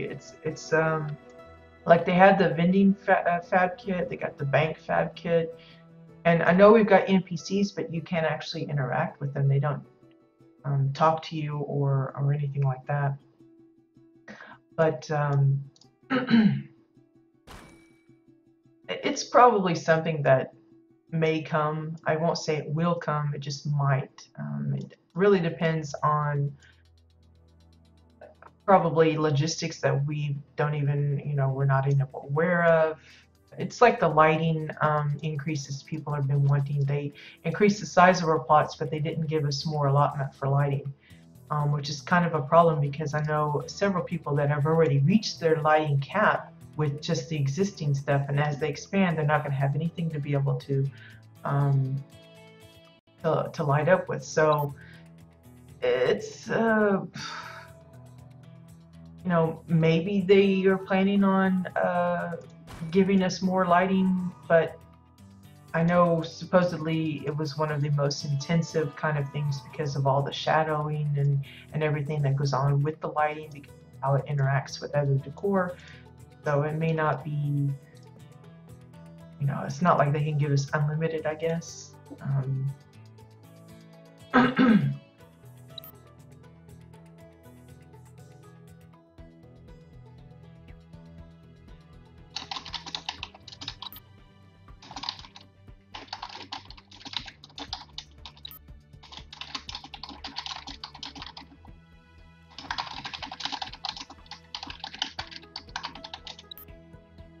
They're talking about the Chua vendor stand, which is like the taco stand and all that, and he thinks that they're interactable. It's like, those aren't interactable, they're just there.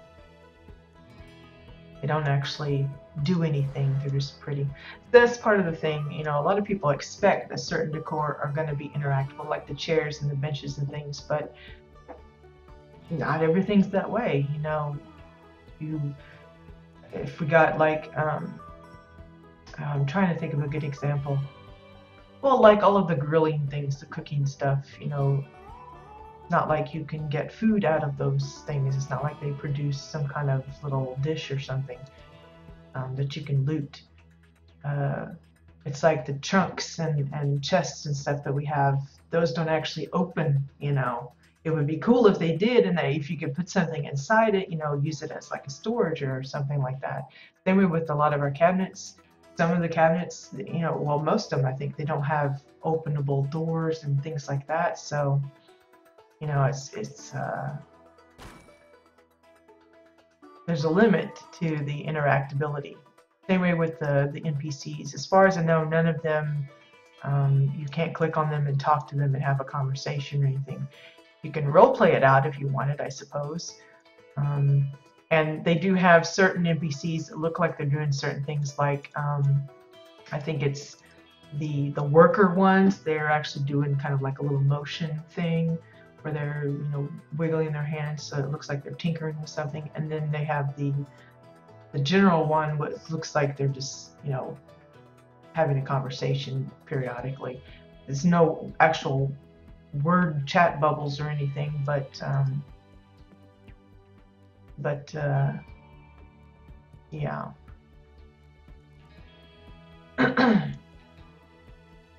Anyway, we'll probably be wrapping it up here shortly. I just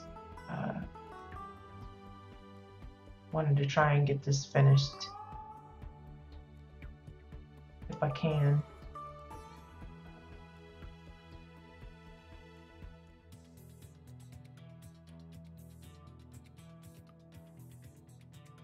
Oh, is that not interactable like an actual chair? That's kind of, I didn't know that with the pirate throne. I thought it was. But like I said, see, you know, some things you would think that would be slated as interactable aren't. It's like I think it's the Granok hatch. A lot of people were disappointed with that because it doesn't actually open or close. It's just a kind of a standalone decor that looks like a hatch door, but it doesn't actually behave like one. You know, it's like our toilets, they don't actually make a flushing noise or anything like that. It's just, well, that's a shame about the throne. Oops. I want to move the add-on there.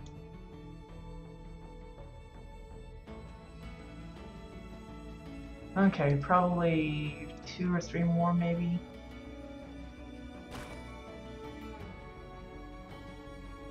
Ooh, I guess. I almost bought exactly the right amount.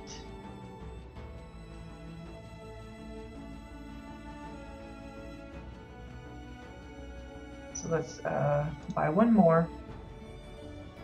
And see, I didn't pay attention to how much it cost, how many I had to lay down, or how long it took. I don't know, I don't pay attention to that stuff.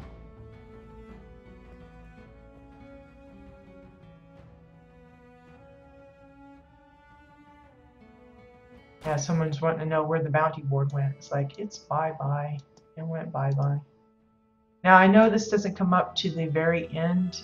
Probably what I'll do is I'll put some kind of a wall, banister, something else there to kind of hide the fact that the glass doesn't go all the way to the end.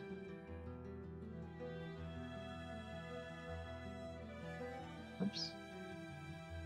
I was like, Jumpy, get on there. There we go.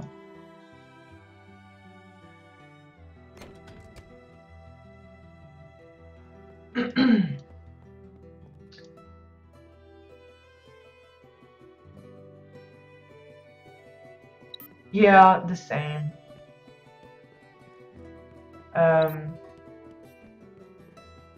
It's like there's I'm trying to think if there's any other couches or chairs that don't act like that.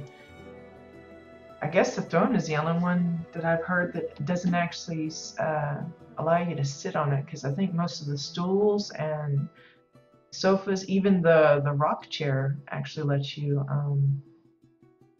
Hi, Kruja. This is Jabbit Exile side. There's actually one if you're interested in seeing a version of it on Entity, if that happens to be your faction.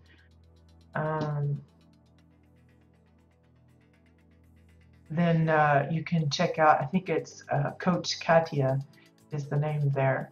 That's on Exile side too. There is a Dominion version up on that side, but the name does not offhand come to my mind. But you could probably ask Katia about it, she could tell you. We are in the process of getting one on Dominion side for Jabbit, but that hasn't been started yet. We've had someone volunteer, but I think they're still in the process of discussing with Katia what all they need to have. Because there's a bit of a thing, you know, you have to get the add-on first, and that comes directly from her because it's not a public add-on, it's just strictly for certain ones. So they have to get that set up first, then we have to send, you know, they have to get the set, initial set, especially the field sent over. Yeah, so if you're on Entity Exile side, look up Coach Katia. That's let me write the name down so that just in case you don't understand my pronunciation. But I believe her field is open to the public just like mine is. And from what I understand, Entity side has a lot of tournaments and things where they have people actually playing matches and stuff. That hasn't really picked up over here yet, but I'm working on it. I'm trying to get the word out to let people know that it's available, that it's there, and that, you know, they just have to contact me, because just like with mine, she has to be present on the field for it to work. So you just have to kind of get her on hand, be able to try it out, whether it's practice mode or actual matches or however you want to do it. But anyway, I think we're going to wrap it up for today. It's been fun. I appreciate all of the Twitch chat discussion. Whoop, made a whistle sound. And definitely like that there's people that's actually discovered the place and are having fun looking around and everything. But probably we'll do some more work on the locker rooms and maybe a new like a souvenir stand or something. Maybe tomorrow, I don't know. Like I said, tomorrow I'm planning on to stream a little later in the day because I have some other business to take care of in the morning, so won't be on in the morning tomorrow. But just keep an eye out on my channel to see when I pop up. And of course, I've emailed Katya to see kind of what she had planned for this area, and if she kind of gives me an idea of what she's going to be doing there, then I'll see uh, uh, if I want to do something along similar lines or if I'm going to take it a different route entirely. Hey Rebel, well, I've heard a lot of people doing that. I know that with the free-to-play now that you can viably make another account on the other region if you want to check it out. And I know a lot of people have been expecting me to hop onto Entity to see all this stuff, but I've got so much else going on, and I'm not a big alt fan, so I hate having to level up a new tune just to check it out. So yeah, the region locks were removed. That's true. But I don't have the gumption to get into that right now. Maybe later, maybe some other day, but not right now. I prefer to just keep my focus on Jabbit and get that sorted. But I do know that there are some that have ventured on both sides, just to be able to get a first-hand look. Because, you know, screenshots and videos and footage like this can only really do so much.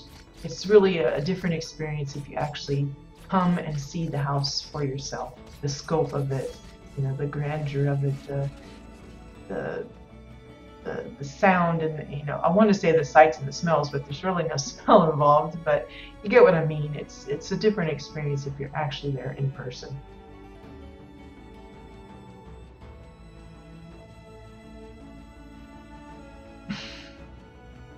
Yeah, yeah. But so yeah, again, thank you guys for dropping by. I appreciate it. I hope to see you guys again. You know, it's always fun to have other housing enthusiasts to be able to talk with and share, you know, your experiences, your ideas, suggestions. Like I said, probably tomorrow we'll get back into the Wildball field, unless by some miracle I come up with some kind of idea for a Halloween themed monster or creature or something, and then we might start working on that. I'm not sure what plot I'm going to put that on. Probably on Celery's plot, because that's the CBDC creation station. That's what I called it. I'll probably put it there, and if it's good enough, maybe I'll copy it and move it over to my Shades Eve theme plot. But in the meantime, I hope you guys have a good day, and good luck with your own projects. I know a lot of you are building your own stuff and looking for inspiration. Again, if you're looking for some housing resources, I have a pretty good list of things that might prove useful to you on my Twitch channel page in the resources section. If you just scroll down, you'll find links to all of the add-ons that I use for the housing, and that includes Katya's Builder Toolkit and Lament's, the two ones that Lament released, the Housing Decor Set Manager and the Housing Toolbox Pro. Those two are kind of like sister add-ons. You work them together. There's also all of the listings in the forums for like the amazing builders of Jabbit on Exile side. There's the other one for the Minion side. I've also got the Entity one linked. There's the wish list if you have some ideas for housing that you just think that housing must have, whether it be a feature or a specific decor item. I've got a link to the wish list there in the official forum, so you can drop in your suggestions. Links to like the Jabbit database. There's also the In Living in WildStar site. While it's not up to date per se, it's still a good resource for if you're just looking for some general inspiration. And you know, you can search by name, like say, find anything that's got a skull in it and things like that. But yeah, that's all there for you guys. It's things I use that I found helpful in my adventures with housing, and I hope that you will too. Again, appreciate the views, the follows, support, the advice, and I'll see you guys later. Bye-bye.